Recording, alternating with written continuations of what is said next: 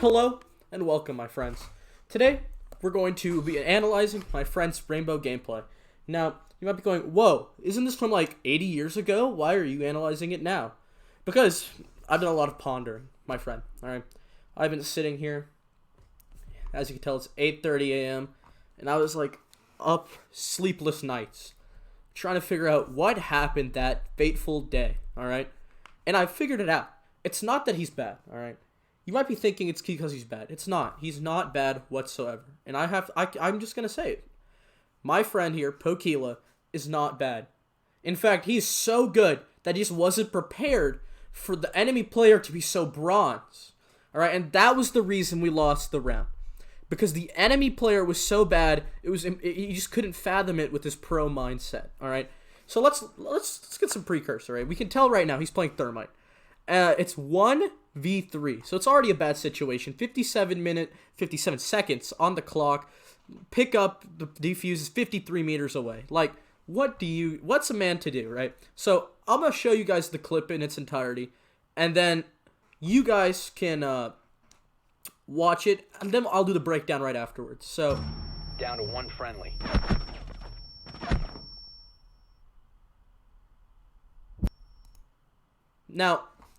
Now you guys seen the clip, right? Let's do our breakdown here, all right? So I'll mute the audio, right? Because we'll just assume, you can't play with headphones, or else you're admitting that you need the sound to play the game. So if you can't play without a handicap such as no sound, you can't play this game. You're bad. I'm sorry. I'm in Challenger. Trust me. So look, here he is, 1v3. He got shot, right? Now let's look right here. What is a man to do? So here we are in our editing software. You see Adobe Premiere, right? This is the same thing. So he has two options, right? He can let me get a better color. Sorry, folks. Sorry. I know. Unprofessional of me. He could go this way, or he could peek and shoot with his big pew pew, right?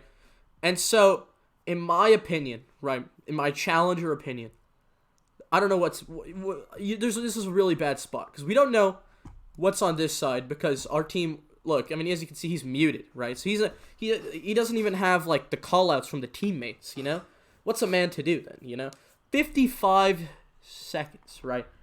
So you can either, right, because our team's trash, right? Our team's trash, right? And so we have to figure out, right, there is a Maestro right here we just saw, right? And we have no clue who's on that side, right? So the most logical thing to do would be to pre-fire, right, the angle, or because the Maestro can hold out, and you can't win the round this way, right? So let's go back, all right?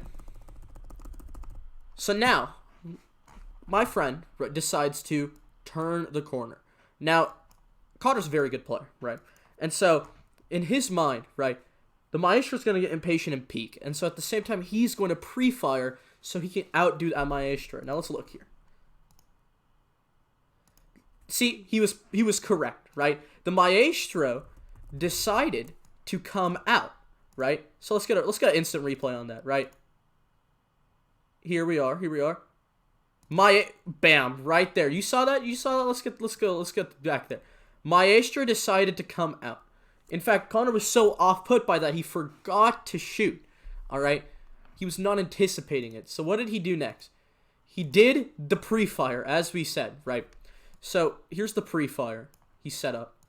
You see that? And so this is actually a Challenger level strat, as you can tell. So it's where he starts zooming in on his ACOG because he knows the heads will line up, right?